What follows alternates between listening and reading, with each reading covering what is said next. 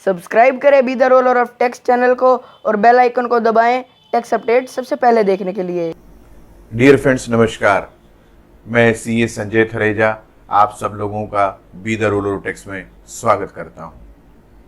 आज जो टॉपिक मैंने आप लोगों के लिए चुना है कि जब माल भाड़े की हम पेमेंट करेंगे, किसी ट्रांसपोर्ट एजेंसी को करेंगे या रेलवे डिपार्टमेंट को करेंगे, तो उस कंडीशन के अंदर जीएसटी का क्या इम्पैक्ट होगा। जैसा कि हम लोग सब जानते हैं कि हम देश और विदेश के डिफरेंट कोनों से रॉ मटेरियल मंगवाते हैं, कभी मशीनरी मंगवाते हैं, कभी पैकिंग मटेरियल मंगवाते हैं और उससे फिनिश गुड्स बनाते हैं। ये सब संभव हो पाता है ट्रांसपोर्टेशन के द्वारा। और जब फिनिश प्रोडक्ट्स बन जाती हैं तो देश और विदेश के कोनों के अंदर ट्रांसपोर्ट माध्यम के द्वारा ही गुड्स को सप्लाई किया जाता है। हमारी वस्तु की कीमत क्या होगी, उसमें ट्रांसपोर्टेशन चार्जेस भी एक अहम भूमिका निभाते हैं। अगर ट्रांसपोर्टेशन चार्जेस ज़्यादा हैं तो वस्तु महंगी बिकेगी और यदि कम है तो वस्तु सस्ते रेट पर भी बिकेगी।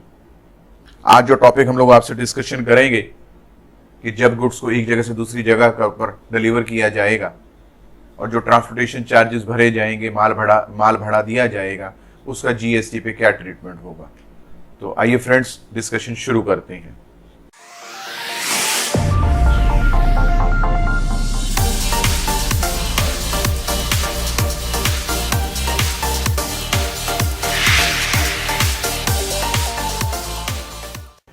डियर फ्रेंड्स, आज की डिस्कशन शुरू करने से पहले आप सब लोगों को एक गुड न्यूज़ शेयर करना चाह रहा हूं कि आज हमारे चैनल के जो सब्सक्राइबर्स हैं वो 1.5 महीने में ही 11,000 को क्रॉस कर चुके हैं। 4 लाख से ज़्यादा लोगों ने हमारे चैनल के वीडियोस को व्यू किया, अपने सजेशंस दिए, अपने कमेंट्स दिए। आप लोगों का अथाह प्रेम देखते हुए मैं तहे दिल से अपनी और अपनी टीम की तरफ से आप लोगों का शुक्रिया अदा करता हूँ। अब मैं बात आपसे जो करने जा रहा हूँ कि जब गुड्स को एक जगह से दूसरी जगह हम लोग ट्रांसपोर्ट के माध्यम के द्वारा, जिसमें बाय एयर है या वाटर ट्रांसपोर्ट सिस्टम है या बाय रोड के द्वारा, जब हम गुड्स को एक जगह से दूसरी जगह डिलीवर करेंगे और जो उसमें माल भाड़ा आएगा उसका जीएसटी में क्या ट्रीटमेंट होगा। सबसे पहले हम लोग डिस्कशन कर लेते हैं बाय रोड के द्वारा। आज जो हम टॉपिक मैंने चुना है वो केवल रोड के द्वारा जब हम गुड्स एक जगह से दूसरी जगह भेजेंगे तो उसका क्या ट्रीटमेंट होगा वो मैं शेयर करने जा रहा हूं। गुड्स को एक जगह से दूसरी जगह भेजने के लिए पहला माध्यम आता है हमारा रेल का।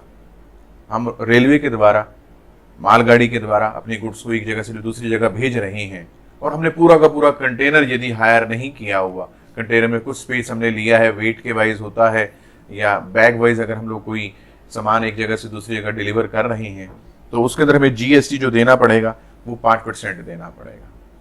और यही यदि हमने पूरा का पूरा मालगाड़ी का एक कंटेनर ही बुक कर लिया तो उस केस के अंदर जो जीएसटी का रेट आ जाएगा वो 12% आ जाएगा। और जब हम रेलवे डिपार्टमेंट को 5% या 12% कुछ भी कोई जीएसटी के रूप में टैक्सेस पे करेंगे तो वो जो भी टैक्सेस हम पे करेंगे उन टैक्सेस का हम लोग इनपुट टैक्स का एडवांटेज ले पाएंगे। जब भी हमारी कोई लायबिलिटी बनेगी उस लायबिलिटी में से, आउटपुट लायबिलिटी में से जो टैक्सेस हमने पे किए हैं हम उसको सेटअप करके बैलेंस गवर्नमेंट में जमा करवा सकेंगे। ये तो हुआ रेल डिपार्टमेंट के द्वारा। अब मैं आपसे बात कर रहा हूं, अगर हम गुड्स बाय रोड एक जगह से दूसरी जगह पहुंचा रहे हैं और गुड्स ट्रांसपोर्ट एजेंसी को हमने हायर किया हुआ है, उनका हमने ट्रक, टेम्पो, छोटी गाड़ी हमने हायर की हुई है, तो उस केस के अंदर क्या ट्रीटमेंट होगा। सबसे पहले मैं बात करता हूं, अगर आप फैक्ट्री चला रहे हैं और फैक्ट्री आपकी किसी एक्ट में रजिस्टर्ड है या आपने जीएसटी टीन के अंदर कोई रजिस्ट्रेशन लिया हुआ है, आप कंपनी हो सकते हैं, आप पार्टनरशिप फर्म हो सकते हैं, आप सोसाइटी हो सकते हैं, आप इंडिविजुअल हो सकते हैं और आपने अपना जीएसटी में रजिस्ट्रेशन करवा लिया। आप एक कोऑपरेटिव सोसाइटी हो सकते हैं या सोसाइटी हो सकते हैं जो किसी भी एक्ट के अंदर आपने रजिस्ट्रेशन करवाया हुआ है, या आप कैजुअल डीलर भी हो सकते हैं या पार्टनरशिप फर्म का बिजनेस चला रहे हैं और जरूरी नहीं है कि आपकी वो पार्टनरशिप फर्म कहीं किसी लॉ में रजिस्टर्ड हो। इन सब केसेस के अंदर जब आप गुड्स ट्रांसपोर्ट एजेंसी के द्वारा माल एक जगह से दूसरी जगह डिलीवर कर रहे हैं और माल भाड़ा जो बनेगा उस माल भाड़े के ऊपर आपको जीएसटी अपनी जेब से पे करना होगा। रिवर्सल चार्ज मैकेनिज्म एप्लीकेबल हो जाएगा। मैं इसको फिर एक्सप्लेन करता हूं कि अगर आप एक फैक्ट्री चला रहे हैं या आपने जीएसटी के अंदर अपना कोई रजिस्ट्रेशन करवाया हुआ है, वो एकल व्यवसाय भी हो सकता है, पार्टनरशिप फर्म हो सकती है, HUF हो सकती है, कंपनी हो सकती है, सोसाइटी हो सकती है, कैजुअल डीलर हो सकता है। इन सब केसेस के अंदर जब भी आप माल भाड़े की पेमेंट करेंगे तो ट्रांसपोर्ट एजेंसी वाले को GST आपसे चार्जेस नहीं लेने। जब आप उसको पेमेंट देंगे तो ये अब आपकी मॉरल ड्यूटी बन जाएगी कि माल भाड़े के ऊपर RCM method, reversal charge method के तहत आपको अपनी जेब से पहले टैक्स पे करना होगा। ये मैं बात कर रहा हूं जब आपने गाड़ी व्हीकल हायर कर लिए हैं, और जब आप 5% की ड्यूटी इसके ऊपर गवर्नमेंट ने फाइनलाइज की है ट्रांसपोर्ट भाड़े के ऊपर, और इसका आपको इनपुट टैक्स का एडवांटेज भी नहीं मिलेगा। दूसरे शब्दों में जब आप RCM मेथड अप्लाई करेंगे और 5% अपनी जेब से पे करेंगे तो जो आपने टैक्सेस पेड किए हैं, इन टैक्सेस का आपको आगे इनपुट टैक्स का एडवांटेज नहीं मिल पाएगा। यदि आप कंपनी हैं, व्यक्ति हैं, आप एक इंडिविजुअल व्यवसाय कर रहे हैं, पार्टनरशिप फर्म है, तो इस बात का ध्यान रखिएगा कि जो भी पेमेंट आप करेंगे आपने केवल ट्रांसपोर्टर को उसके केवल चार्जेस पे करने हैं, और उस पर जो भी स्टैट्यूटरी ड्यूज बनते हैं GST के @5% आपको अपनी जेब से पे करना है। अब मैं आपसे बात कर लेता हूं, ये उस कंडीशन के अंदर मैं आपसे बात कर रहा हूं जब आप GST के अंदर आपने रजिस्ट्रेशन लिया हुआ है, या आपकी फैक्ट्री किसी भी लॉ में रजिस्टर्ड हुई है, या आप किसी भी लॉ के अंदर एक सोसाइटी को आपने रजिस्टर्ड करवाया हुआ है, या पार्टनरशिप फर्म चला रही हैं। और यदि आपने कहीं कोई रजिस्ट्रेशन आपने नहीं लिया हुआ GST का, हो सकता है कि आपकी सेल 20 लाख से कम हो और आपने GST में रजिस्ट्रेशन नहीं लिया हो, तो इस केसेस के अंदर जो ट्रांसपोर्ट एजेंसी है वो आपसे GST चार्ज करेगी। आपको RCM मेथड उसके ऊपर एप्लीकेबल नहीं हो पाएगा। अगर आपने GST के अंदर अपना रजिस्ट्रेशन नहीं करवाया हुआ, आप अनरजिस्टर्ड डीलर हैं और आप गुड्स ट्रांसपोर्ट एजेंसी की सेवाएं ले रही हैं और उनको आप कोई पेमेंट कर रही हैं, तो ये मॉरल ड्यूटी अब ट्रांसपोर्ट एजेंसी की बनेगी कि वो आपसे अपने बिल के अंदर GST के चार्जेस लेगा और वो गवर्नमेंट के अकाउंट में जमा करवाएगा। दूसरे शब्दों में, अगर कोई ट्रांसपोर्ट एजेंसी चला रहा है तो उसको भी अब GST के अंदर अपना रजिस्ट्रेशन करवाना पड़ेगा। अब गुड्स अगर एक जगह से दूसरी जगह डिलीवर हुई और माल भाड़े की पेमेंट भी डिसाइड हो गई, अब उस पर टैक्स पे कौन करेगा? क्या माल सप्लाई करने वाला पेमेंट करेगा या जो गुड्स रिसीव कर रहा है वो पेमेंट करेगा? ये आप लोगों के म्यूचुअल एग्रीमेंट के ऊपर डिपेंड करेगा, सप्लायर और रिसीवर के बीच में। जो भी पेमेंट करेगा उसको RCM मेथड के दौरान टैक्सेस पे करने पड़ेंगे। अगर सप्लायर आपको होम डिलीवरी दे रहा है कि मैं आपको घर तक वस्तु पहुंचा के दूंगा, और वो अगर वैसे ट्रांसपोर्टेशन चार्जेस बियर कर रहा है, तो चार्जेस का खर्चा बुक करती दफा उसको RCM मेथड में टैक्स देना पड़ेगा।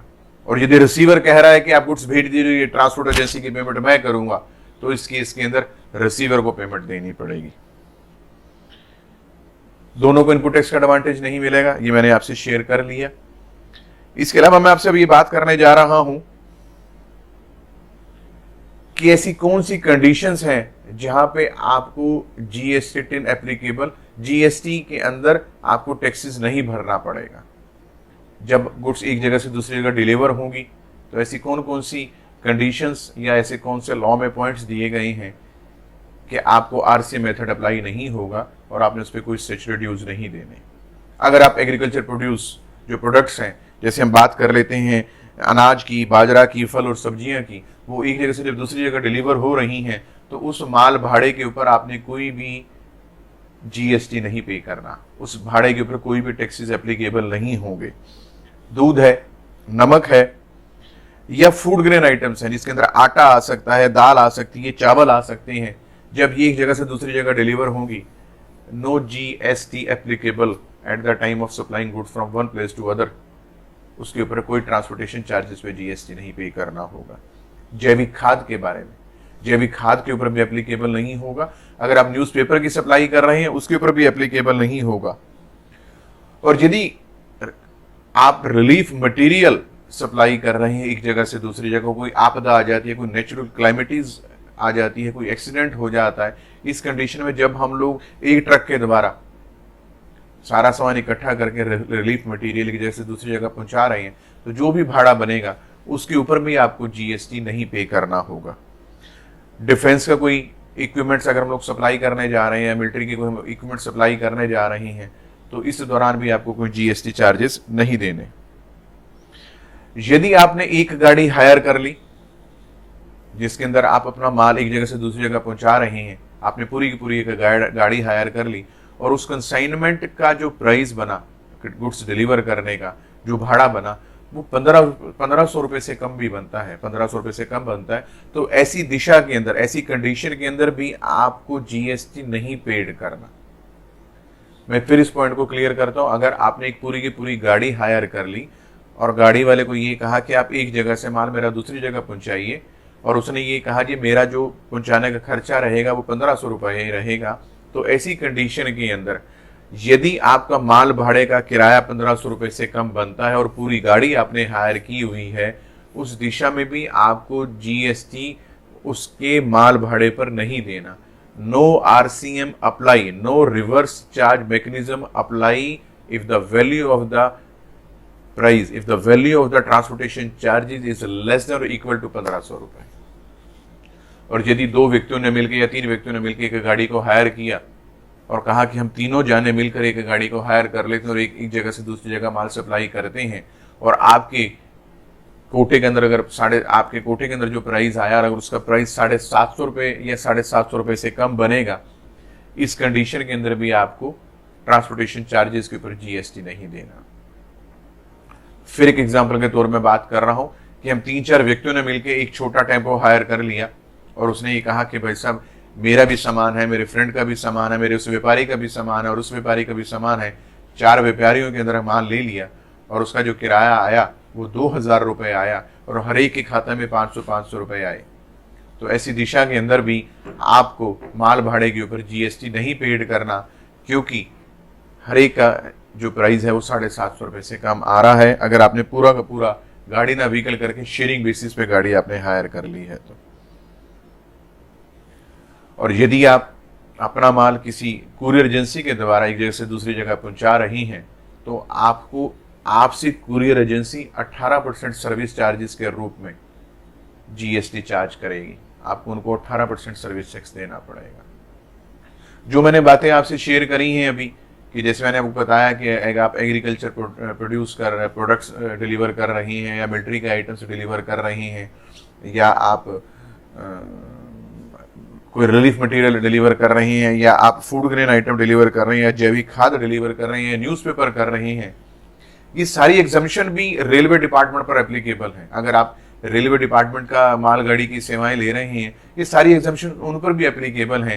केवल 1500 और 750 वाली जो कंडीशन है वो बाय रोड जो अगर आप ट्रांसपोर्ट मेथड अडॉप्ट कर रहे हैं उन पर एप्लीकेबल होगी।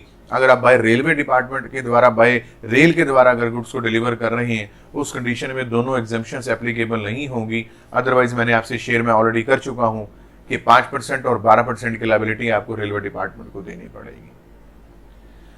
फ्रेंड्स, जो भी आप ट्रांसपोर्टेशन चार्जेस, चाहे वो फ्राइट इनवर्ड होगा या आउटवर्ड होगा, जो भी चार्जेस आप आरसीएम मेथड में देंगे उसके अंदर आपको इनपुट टैक्स का एडवांटेज नहीं मिलना। इस बात का ध्यान रखिएगा। और जो भी बंदा रजिस्ट्रेशन करवाएगा किसी भी कैटेगरी में करवाएगा, चाहे पर्सन की डेफिनेशन ऑलरेडी आपको पता ही है कि जिसके अंदर इंडिविजुअल भी कवर हो जाते हैं, पार्टनरशिप फर्म भी कवर है, कंपनी भी कवर है, एचयूएफ भी कवर है। जो भी कैटेगरी में आप आ रहे हैं और आपने जीएसटी में अपना रजिस्ट्रेशन लगवा लिया, आपको रजिस्ट्रेशन अलॉट हो गया, तो ट्रांसपोर्टेशन चार्जेस के ऊपर जीएसटी आपको बियर करना पड़ेगा और उसका आपको इनपुट टैक्स एडवांटेज नहीं मिलेगा। फ्रेंड्स, आज जो मैंने आपसे शेयर किया वो माल भाड़े के ऊपर था कि अगर बाय रोड अगर आप गुड्स को डिलीवर कर रहे हैं तो आपकी क्या क्या मॉरल ड्यूटीज रहेंगी, आपको कैसे कैसे टैक्सेस पे करने हैं। आपको ये हमारा वीडियो कैसा लगा? आप हमारे इस वीडियो को लाइक करें, आप हमारे इस वीडियो को अपने फ्रेंड सर्कल में भेजें ताकि जो भी आपका दोस्त, आपका मित्र, आपका रिलेटिव जीएसटी में रजिस्ट्रेशन करवाने जा रहा है तो उसको जीएसटी में उसकी क्या लायबिलिटीज हैं, उसकी क्या ड्यूटीज हैं एक्ट के प्रति, उसको पता चल सके, उसको क्या क्या एडवांटेजेस लेने हैं उसके बारे में ज्ञान ले सके। आप हमारे इस वीडियो को लाइक करें, अपने कमेंट्स डालें, आप बेल आइकन को दबाएं हमारे इस चैनल के, ताकि जो भी वीडियो, जो भी इंफॉर्मेशन हम आपके पास अपलोड कर रहे हैं आपको इमीडिएटली उसकी इंफॉर्मेशन मिल सके। आज जीएसटी को एप्लीकेबल हुए आप मान के चलिए 12-13 दिन हो चुके हैं। स्टिल मार्केट के अंदर अभी कहीं कंसेप्ट अभी डाउटफुल चल रहे हैं, कई कंसेप्ट अभी हमारे डिफरेंट आ रहे हैं जिसके अंदर तरह तरह की क्वेरीज आ रही हैं। आज मैंने एक बड़ी अच्छी क्वेरी का एक मेरे से किसी व्यक्ति ने लुधियाना से क्वेश्चन पूछा कि सर आपने मुझे बताया कि रेडीमेड गारमेंट पे अगर 1000 रुपए से कम होगा तो रेट ऑफ टैक्स 5% है, और यदि वो 1000 से ज्यादा होगा तो 12% टैक्स हो जाएगा। तो क्या जब मैं सूट बेच रहा हूं तो क्या मैं कुर्ती का बिल अलग काट सकता हूं? क्या मैं उसकी सलवार या पजामी या जो भी आप नीचे लोअर डालते हैं उसका बिल अलग काट सकता हूं? क्या मैं चुन्नी का बिल अलग काट सकता हूं? तो मेरा रिप्लाई दोस्त फ्रेंड्स, ऐसा लॉ में कोई प्रोविजन नहीं है कि सूट के डेफिनेशन में सारा कुछ इकट्ठा ही होना चाहिए। ये टैक्स प्लानिंग है। अगर आपको ऐसा लगता है कि आप 3 बिल काट सकते हैं, नो इश्यू एट ऑल।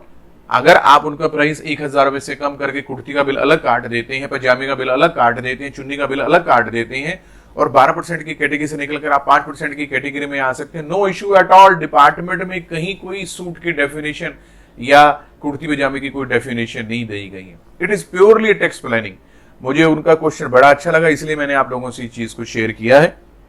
तो प्लानिंग हर व्यवसाय में, आप व्यवसाय कर रहे हैं, आपको व्यवसाय के बारे में प्लस माइनस आप खुद जानते हैं कि मैं जिस व्यवसाय में डील कर रहा हूं उसके अंदर मेरी क्या खामियां हैं, क्या मेरे एडवांटेजेस हैं, क्योंकि हम लोग उस व्यवसाय के प्लस माइनस को नहीं जान सकते। हम लोग केवल लॉ के बारे में जानते हैं, अकाउंटिंग के बारे में जानते हैं, उसके बारे में हम आपको राय दे सकते हैं। इस टाइप की अगर कोई क्वेरीज आपकी आ रही है, काइंडली आप हमें शेयर करें, जिससे मैं हर एक आपकी जितने भी मेरे व्यूअर्स हैं उन सबसे शेयर कर सकूं और इस बेस के ऊपर वो टैक्स प्लानिंग कर सकें। आप अपने कमेंट्स, अपने व्यूज हमें लगातार देते रहिए, और हमारी भरपूर, मेरी और मेरी टीम की भरपूर ये कोशिश हो रही है कि हम आपके हर एक क्वेश्चन का रिप्लाई दें। आपको हम ज्यादा से ज्यादा, आपको जो भी आप क्वेश्चंस रेज कर रहे हैं उसका हम लोग आपको रिप्लाई दे सकें, जिसको आप अपने जीएसटी लॉ के अंदर इंप्लीमेंट कर सकें, अपने बुक्स ऑफ अकाउंट्स के अंदर उसको देख के प्लानिंग कर सकें। डियर फ्रेंड्स, आपका जो अथाह प्रेम हम लोगों को मिल रहा है उसके लिए तहे दिल से आप सब लोगों का हार्दिक शुक्रिया। नमस्कार, थैंक यू जी।